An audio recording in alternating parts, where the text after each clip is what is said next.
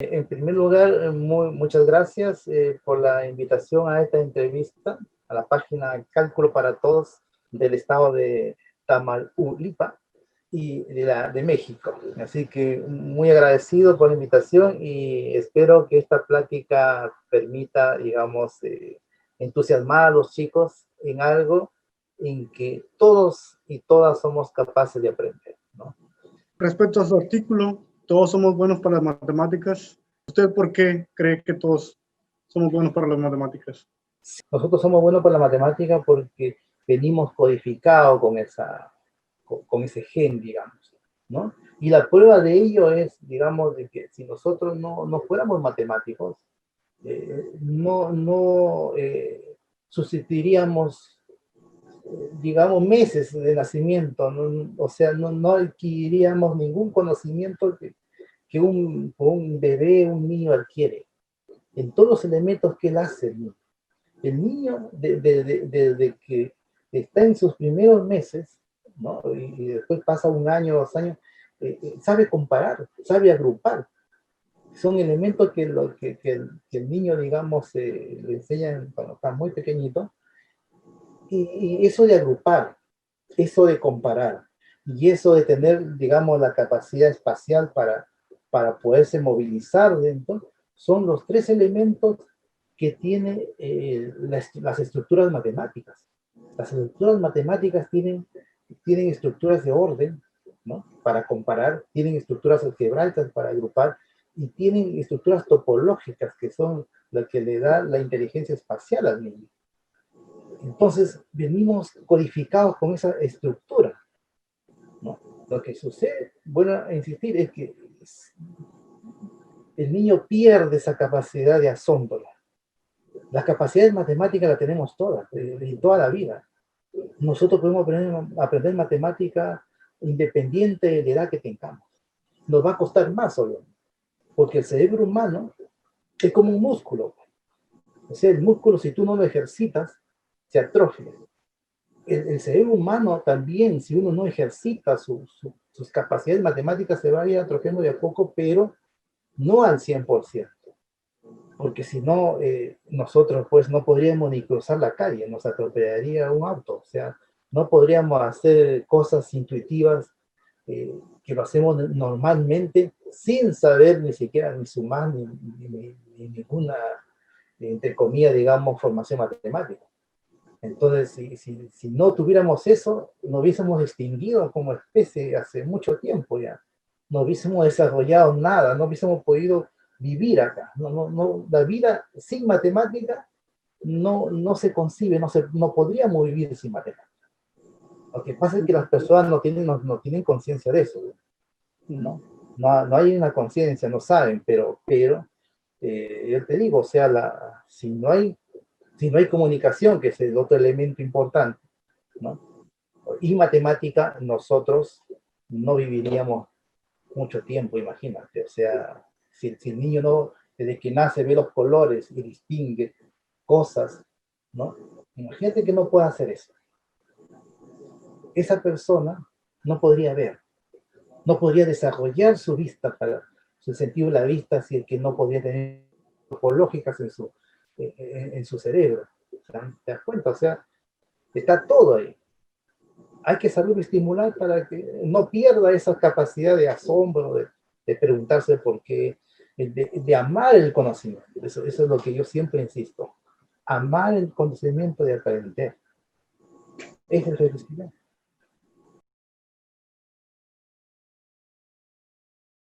¿Por qué no se aprende las matemáticas? ¿No? Es una pregunta compleja, difícil, porque tiene que ver un poco con la historia humana. Desde que hemos sido seres primitivos, ¿no? Nosotros hemos estado transitando desde un pensamiento concreto hacia un pensamiento más abstracto a través de más de 5.000, 10.000 años de desarrollo que hemos tenido, ¿no? Y en ese sentido, nosotros como seres humanos venimos ya codificados para aprender, ¿no? Para aprender. Y entre esos dos aprendizajes más significativos es la matemática por un lado y la comunicación. Son dos elementos que lo tenemos internos. Nosotros desde que nacemos ya estamos mirando luces, ya estamos mirando objetos, aprendemos a reconocer, ¿no? A tener una visión espacial, o sea, el bebé cuando nace ya está haciendo matemática, ¿no? Eso tiene un fundamento histórico, ¿no? Que sería largo explicar, pero fíjense que es ese deseo de aprender de niños, ¿no? Esa curiosidad que se tiene de coger cosas, de ver, de experimentar y después empiezan a preguntar a sus padres. Una tremenda curiosidad y tienen esa capacidad de aprendizaje, pero poco se va apagando esa curiosidad. En el poco tiempo ya no va al colegio con ese mismo entusiasmo, ¿no? Entonces, ahí influyen distintos elementos para eso, ¿no? Desde el elemento social, nosotros mismos, los profesores, los padres mismos, que son los primeros que educan. Aquí la educación es, toda la sociedad educa. Si bien es cierto que el profesor es el que estudia para eso, pero no es el único elemento que educa. Aquí, si el aprendizaje no se da, es también una responsabilidad compartida con toda la sociedad, ¿no? Además de eso, los gobiernos también influyen a través de sus políticas educativas, ¿no? A través de sus planes curriculares, ¿no? De los enfoques pedagógicos que se van instalando a través del tiempo, ¿no? Todos esos mecanismos que se están dando, ¿no? No ha ayudado al aprendizaje de las matemáticas, ¿no? Aún de que todos nosotros venimos, como repito, codificados para aprender, ¿no? Somos seres que nuestro cerebro tiene capacidad para aprender hasta el último día de su vida. Tenemos esa capacidad de aprendizaje increíble, sino que no lo usamos, lamentablemente. No lo usamos. O sea, las personas pueden transitar muchos años de su vida simplemente pensando en cosas cotidianas, digamos, de la vida, pero nunca se sientan a preguntarse el porqué de las cosas, ¿no? El por qué funcionan las cosas, el por qué, digamos, las noticias, por decir, ¿no? Tanta información que nos brindan y simplemente lo recepcionamos o escuchamos opinión de otras personas, pero nunca lo cuestionamos, nunca tenemos un pensamiento crítico, científico, muy pocas veces, ¿no? Y muy pocas veces nos informamos con libros o con personas que conozcan del tema, ¿no? Entonces, estaríamos en constante aprendizaje, eh, que tuviéramos una formación distinta a la que tenemos ahora, ¿no? Como repito, los niños ahora desde muy pequeños ya dejan de asombrarse, de entusiasmarse, ¿no? Es una cosa muy lamentable que está pasando, ¿no? Así que, no sé, como les digo, como les repito, el problema es multifactorial, ¿no? Hay una serie de elementos que analizar de por qué no se aprende realmente matemáticas.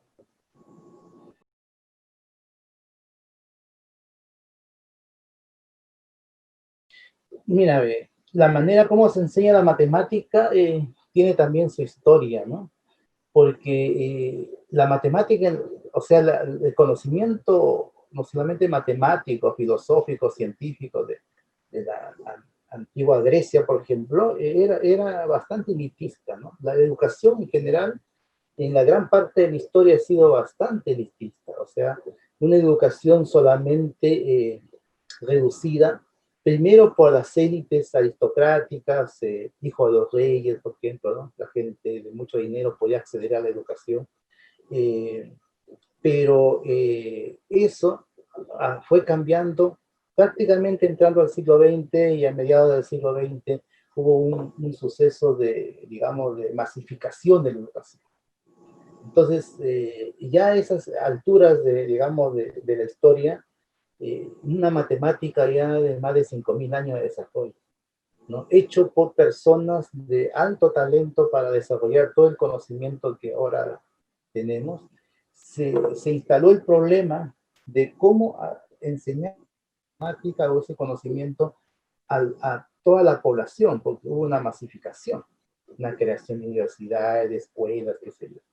Entonces, lo que se hizo en esa época, yo estoy hablando más o menos en los años 50, 60 del siglo pasado, ¿no? Es establecer una suerte de eliminar, digamos, la historia de las matemáticas, ¿no? Y centrarse en una matemática más formal, más rigurosa, más axiomática, más estructurada, ¿no?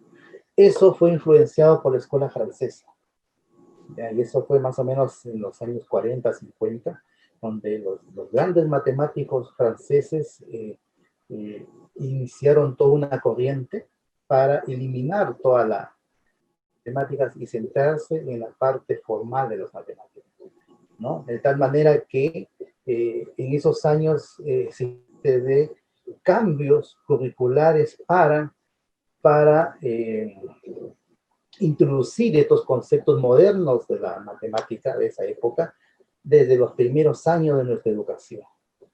Entonces, introducir estos conceptos modernos hizo los profesores de la época, los profesores escolares de la época no estaban capacitados para entender ese tipo de matemática, era completamente nueva para ellos, y aunque hubieron en muchos países, sobre todo en Latinoamérica, procesos de capacitación, 60, 70, para, digamos, introducir en estas nuevas matemáticas que se llamaban matemáticas modernas en esas épocas.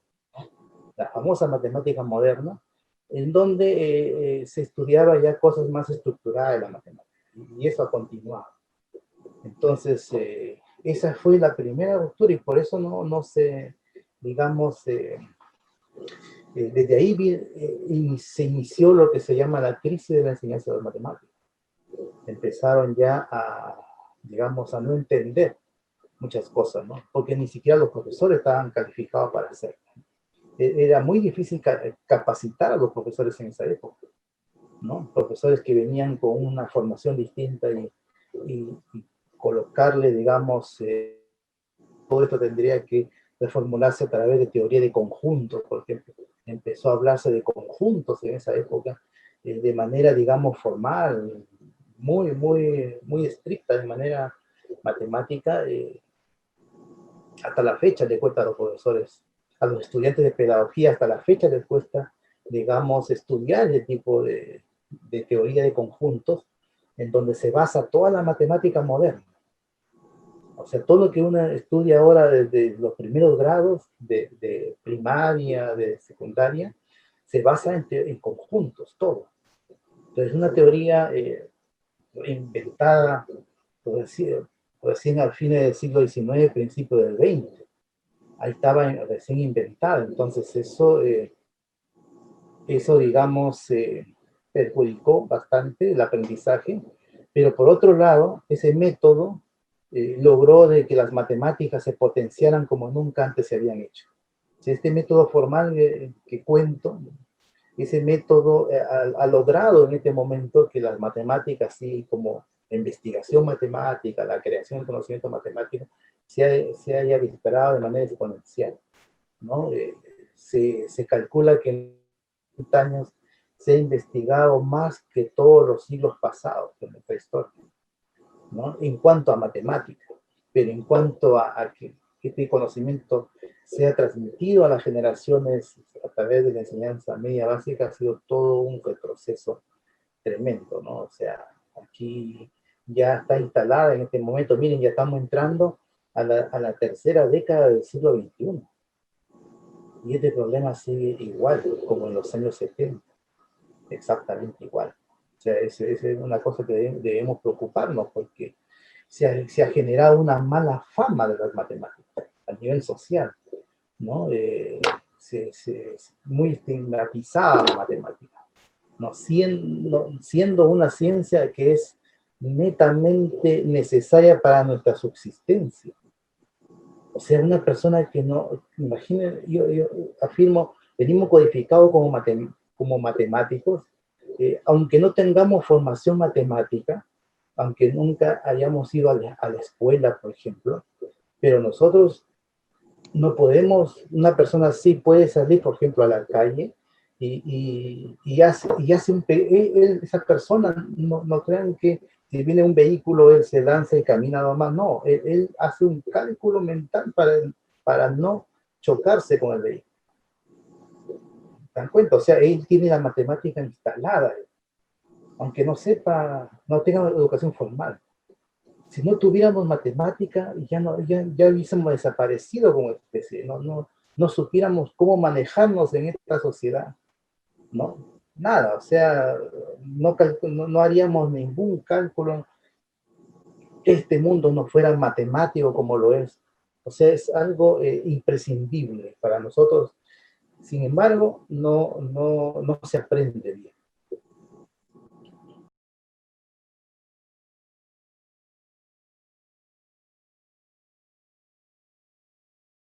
Mucho, pues, mucho porque nos hace más libres, nos hace un pensamiento crítico, nos hace ser unas personas menos vulnerables para el engaño, para la manipulación. Porque, mira, cuando uno tiene una formación matemática, lo razona y lo piensa todo. Y empieza a entender el mundo que le rodea. Y empieza a preguntarse hasta por dónde camina, qué lugar me permite ir más rápido, a qué distancia, qué sé yo, o sea, y empieza a preguntarse distintas cosas y empieza a investigar y darse cuenta, entender.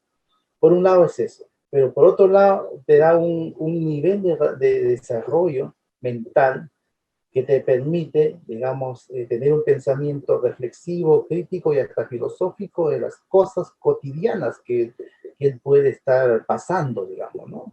Desde todo punto de vista, desde el punto de vista económico, social, político, las noticias que él, digamos, escucha, ve en la televisión, en la radio, él tiene un pensamiento ya mucho más elaborado cuando tiene conocimiento matemático. Cuando no lo tiene, la persona está totalmente limitada.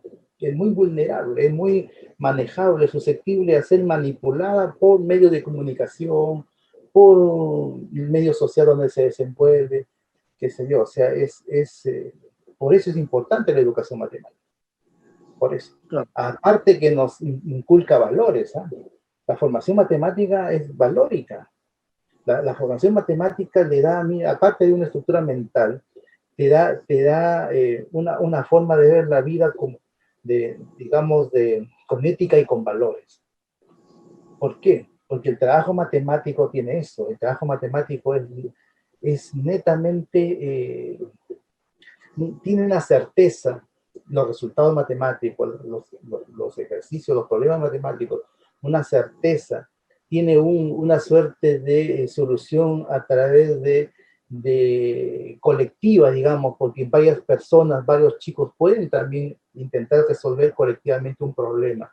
Entonces hay una suerte de empatía, hay varios elementos que se conjugan en el trabajo matemático, ¿no? Que te permite ser una persona más sociable, más empática, igual. O sea, tiene muchos elementos, ¿no? Que sin embargo se observa que en las escuelas lo relacionan así. O sea, muchas veces se está enseñando matemáticas, sobre todo en este último tiempo, como para convertir a un niño en un pequeño matemático, ¿no? Y yo creo de que eso no es el objetivo para una enseñanza media básica. Necesitamos formar ciudadanos. En ese sentido, los maestros tienen que preguntarse de qué forma mi matemática que enseño contribuye a formar un buen ciudadano, con valores, con ética, ¿no? Con moral, con conocimiento para reflexionar en todos los elementos todo lo que él en su vida va a enfrentar, ¿no? Y el conocimiento matemático tiene todas esas cualidades. Bien enseñado tiene toda esa formación. Por eso es fundamental.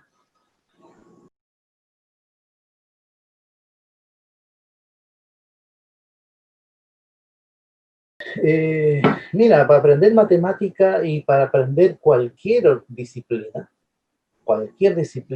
se necesita entusiasmo, se necesita asombrarse de las cosas, y se necesita esa capacidad de querer aprender, de conocer. Eso cuando está muy pequeño lo tiene. ¿Eh? El niño es súper curioso y se asombra y le dice, mamá, mira esto, papá, mira esto, y pregunta. Entonces esa capacidad que lo hace al niño aprender, el niño puede aprender uno, dos, tres idiomas. El niño puede aprender muchas cosas porque tiene ese asombro, esa curiosidad de aprender.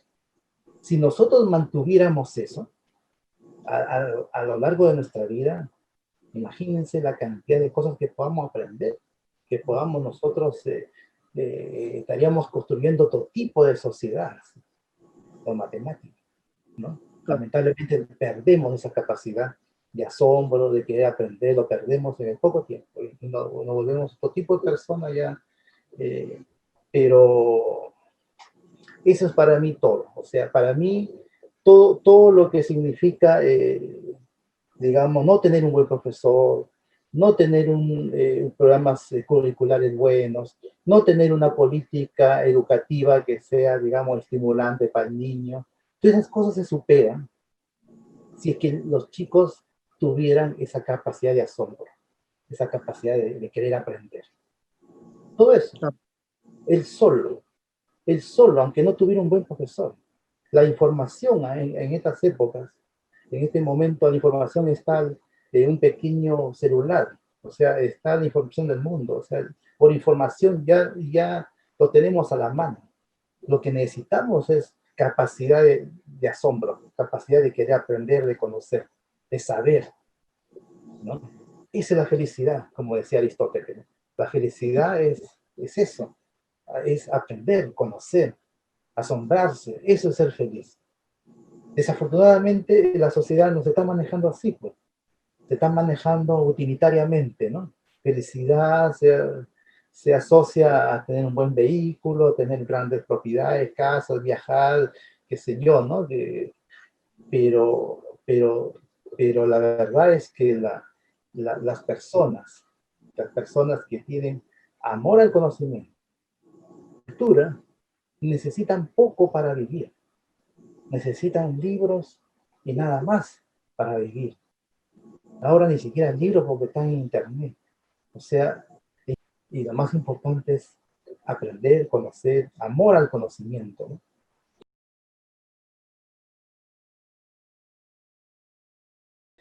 ¿Qué mensaje le daría? Miren, es una pregunta difícil porque cada niño es un universo, ¿no? Cada niño es distinto, ¿no? Cada ser humano en general eh, es- tiene su propia, digamos, historia, ¿no? Muchos niños son de muy bajo recurso y hay otros que tienen recursos, hay unos que tienen buenos padres que lo pueden educar, otros no lo tienen, ¿no? Una serie de elementos distintos, ¿no? Pero específicamente a un niño yo lo estimularía diciéndole primero la importancia que tiene el aprender, el conocer, ¿no? Y fundamentalmente, más que decirle a un niño, es que el niño vea con el ejemplo de uno, con el ejemplo de sus profesores, con el ejemplo de sus padres, ¿no? Un maestro tiene que ser una persona que ame el conocimiento, que sea un estudioso de su disciplina, que el niño lo vea como un personaje a imitar, digamos, eh, de admiración. Igual sus padres. Los padres tienen que ser lectores, tienen que leer. Si yo a mi niño le digo estudien, digamos, quiero inculcarle el estudio al niño, necesito, yo como padre, ¿no? ¿No? También desarrollar esas habilidades. Entonces, el niño aprende todo lo que observa, los ejemplos que uno le da. O sea, más que al niño, en realidad lo que se necesita somos nosotros, la sociedad, los padres, digamos, los maestros, ¿no? Que eduquen y que le digan al niño, ¿sabe? Lo valioso que es aprender y conocer. Yo creo que eso sería un mensaje para todos los niños. Ojalá que eso pase alguna vez y que los niños, digamos, así como tienen ese amor, esa curiosidad, sigan a través de su vida, digamos, aprendiendo, ¿no?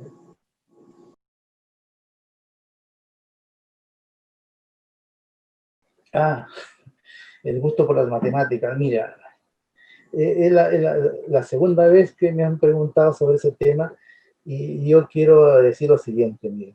Generalmente cuando se le pregunta a un profesor de matemática o a un matemático, ¿no? ¿Cómo fue cómo inició ese amor por la matemática? Y generalmente hay dos razones, en general hablo, ¿no? En general.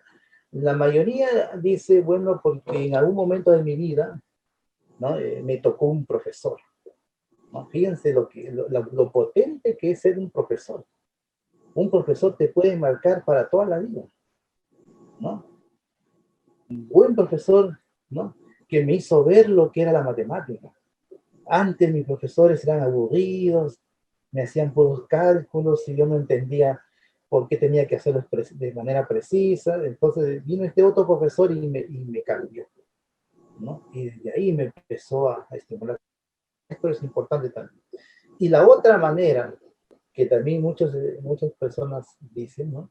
Es a través de estas competencias que son para buscar talentos matemáticos, ¿no? Llámese olimpiadas, concursos de matemática, qué sé yo, ¿no? Que a veces el chico, por alguna razón, fue seleccionado en su escuela y después empezó ganando concursos y se fue entusiasmando, ¿no? Y si esa persona llega a representar al país, imagínense, ¿no? Para algún evento internacional, eso lo marca para toda la vida, ¿no? Desafortunadamente, pocas de esas personas se dedican a la matemática en el futuro, porque la misma sociedad estigmatiza, no sabe lo que es ser un matemático. Entonces, sus mismos padres, los mismos maestros a veces le dicen a estos chicos, estudia una carrera de ingeniería, estudia medicina, que es unas carreras que te van a dar mejor prestigio profesional, mejor nivel económico, que sé. Y matemática, ¿para qué? ¿No? O sea, y son pocos. Yo conozco gente, sí, algunos, que de las Olimpiadas se hicieron matemáticos y son brillantes matemáticos. Tienen capacidades enormes para producir matemática y esperamos de que todos, digamos, los chicos que van a Olimpiadas, ojalá se dediquen a las matemáticas. Eso sería excelente, ¿no? Ahora, en lo particular, ya que me ha hecho la pregunta, no fue por ninguno de estos dos motivos que en mí ocurrió una cosa que le ocurre también a algunas personas, no solamente soy yo el que, digamos, que le ocurrió esto, ¿no? En principio yo no tenía ninguna preferencia en mi enseñanza media y básica sobre la matemática. Para mí era tan fácil como lo era historia, lo era lenguaje, lo era todas las materias. No tenía ninguna preferencia, la verdad. O sea, incluso cuando terminé el colegio no sabía qué estudiar, porque yo sabía de todo, me gustaba todo, y la matemática lo veía muy sencilla, o sea, yo nunca tuve problemas, incluso igual representé a mi colegio, digamos, en concursos de matemática y todo, pero no era para mí un tema, digamos, que me entusiasme, así como que escucho a varios de mis colegas cuando hablan de cómo se iniciaron con la matemática. Eh, Más bien me gustaba la historia, me gustaba mucho. Le encontraba más interesante, ¿no? Y hasta hoy le encuentro muy interesante la filosofía, ¿no? La psicología, me tenía muy buenas notas entre esos cursos. Pero ¿cómo cambió para mí el deseo de las matemáticas? Sucedió que una vez llegó a mi, o sea, tuve acceso a una prueba de admisión en el Perú, donde yo, digamos, nací y ahí estudié. En el Perú, cada universidad tiene pruebas de ingresos particulares. No es como en el Chile, donde hay un solo examen para todos. Entonces, en el Perú hay una universidad que yo creo, sin temor a equivocarme, digamos que es una de las universidades que da un examen de ingreso con, digamos, un nivel de dificultad alto, bastante alto, diría yo, ¿no? Que se llama la Universidad Nacional de Ingeniería, la UNI, la famosa UNI en Lima, ¿no? Donde te ponían, pues, 30 preguntas por cada área, 90 preguntas, pero Entonces, cuando yo por primera vez vi esas pruebas, ¿no? Y pude observar, digamos, el nivel de las preguntas, me di cuenta de algo que no sabía, ¿no? Que la matemática no era tan fácil como yo pensaba que, entonces que era difícil. No, no, o sea, me empezó a dar curiosidad de cómo resolver esas preguntas. Cómo resolver, o sea, cómo yo quería resolver eso. Entonces yo tenía que prepararme. Allí en el Perú las personas se preparan aparte del colegio. Hay libros especiales, hay una cantidad de literatura de matemática preuniversitaria de alto nivel, de buen nivel, ¿no? Y empezarse a preparar, aparte de lo que estaba en el colegio, hay un espacio entre el colegio y la universidad, hay una etapa preuniversitaria que hay que subsanar, ¿no? Y bueno, empezó ahí ese deseo de aprender la matemática. Ahí me di cuenta de que ahí era lo difícil, ¿no? Y la verdad es que a mí me gusta lo difícil y eso lo he mantenido siempre, eh, pero eso fue mi forma de llegar a la matemática. No, no, mi forma fue eso, es un desafío intelectual de buscar, digamos, resolver ese tipo de problemas difíciles, ¿no? Y que de ahí empecé con esto, ¿no? Pero mi lado, digamos, de humanista me ha seguido rondando por mucho tiempo igual, o sea, sino que cuando uno se mete al lado matemático, es tan absorbente esto que pierde, digamos, eh, mucho conocimiento humanístico que lo he venido retomando recién en este último tiempo, y por eso que he estado incursionando en algunos temas de divulgación, de historia, de filosofía y eso, porque me encanta igual, pero con la base matemática es excelente. Yo creo que yo no me arrepiento nunca de haber estudiado matemática. Yo creo que si hubiese estudiado filosofía, por ejemplo, que hubiese sido otra opción, sino que en la universidad donde yo estudié no había filosofía, ¿no? Hubiese sido otra opción, pero no es lo mismo, digamos, ser un filósofo y después meterse, digamos, a estudiar filosofía, la matemática, por ejemplo, de la ciencia que me interesaría estudiar, que siendo mejor un matemático y después incursionar al área de la filosofía. Es mucho mejor. ¿Por qué? Porque la matemática te da toda esta riqueza que he conversado. O sea, en la matemática, tú ves un libro de cualquier área y lo entiendes rápidamente, ¿no? Entonces eso para mí ha sido fabuloso estudiar matemáticas, fabuloso. Entonces, ¿lo atrajo las matemáticas creativas? Mira, las matemáticas recreativas también me atrae bastante. Me acuerdo que hay unos textos soviéticos, ¿no? El Perú ha tenido mucha influencia soviética. Estos libros de matemática recreativa soviéticos estaban en la época mía, ¿no? En el Perú, digamos, en los años 70, 80, se dedicaron mucha gente a resolver literatura que venía de Francia, venía de Alemania, venía de Rusia bastante, ¿no? Y a través de eso han hecho textos, libros ahí en el Perú, ¿no? O sea, ha avanzado bastante en la parte docente, ¿no? Entonces, la parte recreativa, claro, es estimulante, interesante ver, digamos, cómo uno puede resolver problemas que parecieran difíciles de entender, ¿no? Pero con un poquito de reflexión uno va entendiendo. Es la riqueza que tiene la matemática. La matemática es, a ver, el sentimiento que se tiene cuando uno se mete digamos, a problemas matemáticos es ese éxtasis que uno tiene a lo difícil, ¿no? A lo que no te sale, a lo que es. Yo, por ejemplo, nunca he comprado un solucionario, que hay muchos a veces en el mercado. Problema, prefiero no saberlo. Y si no, yo tengo que hacerlo, aunque me demore, no sé, pues un día, 2 días, pero hasta que lo pueda sacar. O sea, esa es la forma de aprender, ¿eh? Uno mismo, la matemática, su aprendizaje es que hace simplemente ayudar a que el conocimiento se entregue y llegue al alumno, pero el aprendizaje es personal de uno. Ya,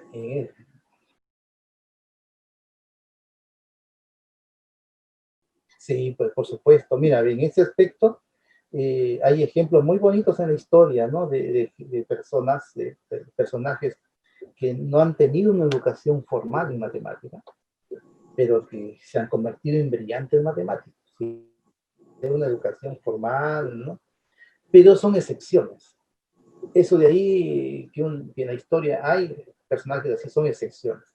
En general, las personas necesitamos de maestros, ¿no? Si uno quiere dedicarse, por ejemplo, a investigación en matemáticas, eso lo puede corroborar cualquier matemático investigador, digamos, es importante estudiar con maestros, ¿no? Es súper importante porque ellos son los que marcan el camino y el que muestran los problemas que realmente son importantes para el desarrollo de la matemática, ¿no?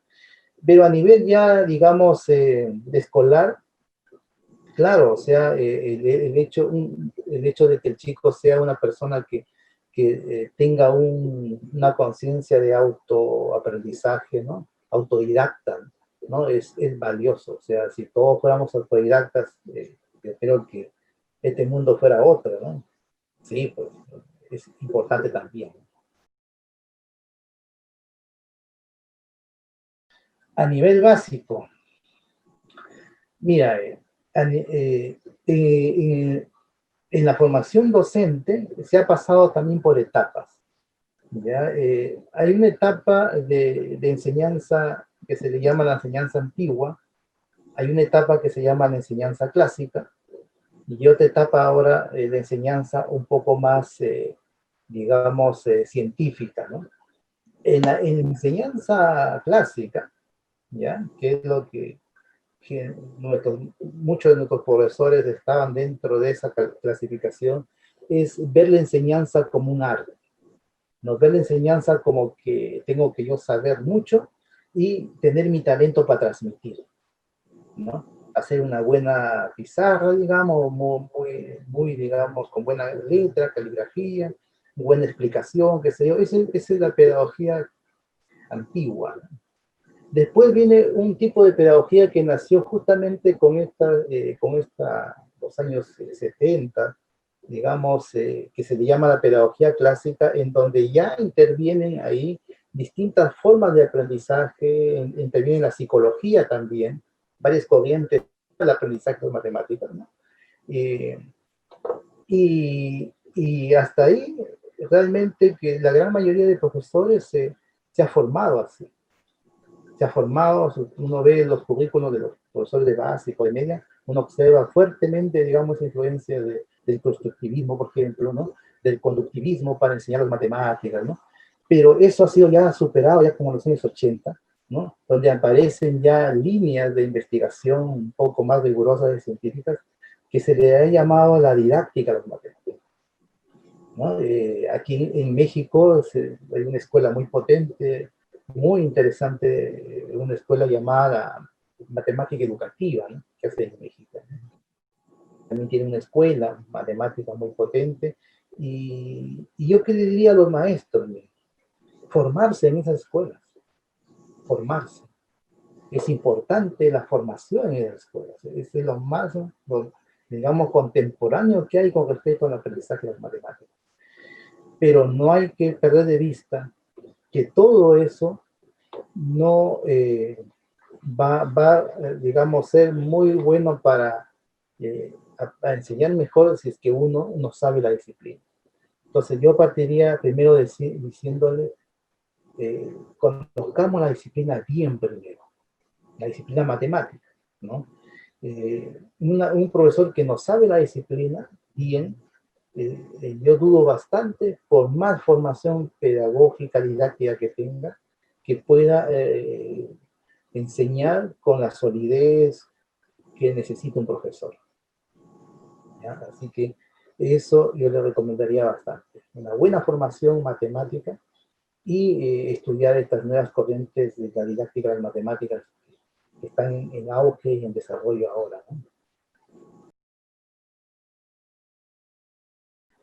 Mira, yo admiro bastante a Henry Poincaré por diferentes razones, ¿no? No solamente por ser, digamos, un brillante matemático, hay muchos brillantes matemáticos a través de la historia, ¿no? Y tampoco por ser uno de los últimos matemáticos universalistas que, digamos, que se le reconoce, o sea, universalista ¿en qué sentido, no? De decir que es un matemático que conoce casi toda la matemática de su época, ¿no? Hilbert era uno de ellos también, ¿no? Pero reconoce a Poincaré esas cualidades, ¿no? Sino que esa persona, Henri Poincaré, también era un profesor que se preocupaba mucho por la enseñanza de las matemáticas, la filosofía de la ciencia, ¿no? Entonces esas personas que combinan esas cosas, ¿no? Que hacen que la matemática sea más social, digamos, así entre comillas, son los que más admiro. Yo admiro mucho a gente de Poincaré. En el último tiempo, digamos, del siglo XX, yo admiré mucho a Miguel de Guzmán, un matemático español muy brillante, también con, digamos, con capacidades para conectar la matemática con, digamos, con enseñanza, ¿no? Miguel de Guzmán. Yo diría que esos dos son los que más admiro, ¿no? Bueno, y pues háblanos un poco sobre los artículos que ha publicado y si tiene algunos otros artículos que va a publicar. Bueno, mira, ve, yo últimamente me estoy dedicando a lo que es la divulgación matemática y estamos desarrollando ahora, mira, ve, con esta idea de querer acercar la matemática a la comunidad, a la sociedad, estoy primero por artículos periodísticos. ¿Ya? En artículos periodísticos estoy ahora desarrollando dos columnas en dos revistas mexicanas, ¿no? Una es Impulso Informativo, que es de Puebla, ¿ya? Y la otra es la revista Buzo de la Noticia, que es de Ciudad de México, ¿no? Entonces, en ellos yo estoy haciendo lo siguiente, miren, en la revista Impulso estamos trabajando, digamos, temas, ¿no? Que transcurren en la historia de las matemáticas, temas que caracterizan ciertas cosas de la historia de la matemática, como por ejemplo los matemáticos políticos, por ejemplo, que es un tema que creo que va a dar una visión a las personas que lo leen, de que el matemático no es una persona que para, digamos, encerrado en sus libros, haciendo teoremas y todo. No, ha habido una influencia política también en la historia por parte de los matemáticos, ¿no? Y después estoy pensando hacer otra serie así de artículos que tengan que ver con los conflictos entre matemáticos. También vamos a ver cómo entre matemáticos ha habido disputas, conflictos, y luego vamos a hablar sobre las mujeres matemáticas. En cuanto a la revista, digamos, Buzos de la Noticia, ahí estoy haciendo un recorrido histórico, digamos, con puntos claves, ¿no? Y con un lenguaje sencillo para que las personas lo entiendan, ¿no? No teniendo, digamos, un lenguaje técnico ni difícil de entender, ¿no? Para ir acercando la matemática a esa forma. Entonces, yo creo que eso es una forma de acercarse a las matemáticas y bueno, he dado charlas, conferencias bastante, en lugares donde me han invitado o me quieren escuchar. Bueno, últimamente, a través bueno, de la pandemia que nosotros estamos atravesando, estos, digamos, entrevistas de, digamos, con medios informáticos, ha permitido que pueda difundir bastante contenido matemático en diferentes lugares. Así que eso me tiene muy entusiasmado y bastante alegre. Esperamos que esto continúe y con la mejor gana de poder poner un granito de arena, contribuir en algo a que la matemática se acerque más a las personas. Claro. Un mensaje que le quiero dejar a nuestra audiencia para invitarlos a que se entren más en el área de matemáticas. Bueno, en primer lugar yo quisiera felicitar a tu página porque he visto, no invito a que lo vean, ¿no? El cálculo para algunas cosas muy interesantes que han presentado como, digamos, de una profesora que trató el tema del embarazo, me parece, y cómo a través con cálculo, ¿no? Ha ido, digamos, desarrollando las etapas. Es una cosa muy interesante que si así se enseñara las matemáticas, yo creo que mucha gente estaría pero súper entusiasmada, ¿no? Y, entonces yo le digo a todas las personas, todos somos buenos para las matemáticas, ¿ya? A nivel escolar, ¿no? Otra cosa es querer ser un matemático, que es distinto ya, o sea, es como yo quisiera ser músico o futbolista, imagínense, o sea, yo podría estar jugando todos los días, entrenando, pero nunca voy a ser un futbolista porque necesito un cierto talento. No estoy hablando de una matemática especializada, por si acaso, porque ahí, como en todas las cosas, pues, o sea, un músico necesita capacidades, un deportista necesita capacidades, un matemático también. Pero en cuanto a la matemática como formación ciudadana, que es lo que se da en la enseñanza básica, media, todos y todos somos capaces de aprender esa matemática y más matemática todavía. Hasta más matemática, o sea, hasta la matemática universitaria, incluso, ¿no? Tenemos esa capacidad. Entonces, no perdamos esa capacidad. Yo le daría ese mensaje. No perdamos esa curiosidad de aprender, ¿no? Todo lo que está en nuestro alrededor es matemática. Todo. Entonces, qué bonito es saber, ¿no? El saber el por qué. No perder ese entusiasmo del asombro de aprender, de conocer, de amar el conocimiento. Y eso le diría, o sea, tengamos eso siempre en mente. Nuestro cerebro está codificado para aprender hasta el último día de nuestras vidas. Aprendamos todos. Todos los días estamos aprendiendo cosas. Lo que pasa es que la mayoría aprende cosas cotidianas, cosas pequeñas, ¿no? La hora para ir al trabajo, la hora del desayuno, cosas que no tienen mucha trascendencia aprende. Pero podemos aprender eso y muchísimas más cosas todos los días. El cerebro es una cosa muy, digamos, absorbe todo. Entonces, hagamos ese esfuerzo como sociedad. Yo creo que si esto lo logramos, vamos a hacer otra sociedad de todo, en todo punto de vista. En todo punto de vista va a cambiar todo, ¿no? Así que entusiasmemos pues, a todas las personas de que amemos esta ciencia que es la madre de todas las demás ciencias, ¿eh? La física, la química, todo se basa en matemáticas, ¿no? Y las otras ciencias humanas, muchas de ellas se están matematizando, hasta la misma filosofía, ya hay una corriente muy potente que se llama la filosofía científica, ¿no? Que trata de los mismos problemas, digamos, de la filosofía clásica, pero ahora informado con la ciencia, informado con la matemática. Muy interesante, o sea, nos espera un futuro muy prometedor para las futuras generaciones, ¿no? Muchísimas gracias por su tiempo y esperamos que después lo volvamos a entrevistar. Bueno, gracias. Muy amable, Claro. saludos para todos los mexicanos y mexicanas y ojalá pronto estaré por allá para compartir con ustedes.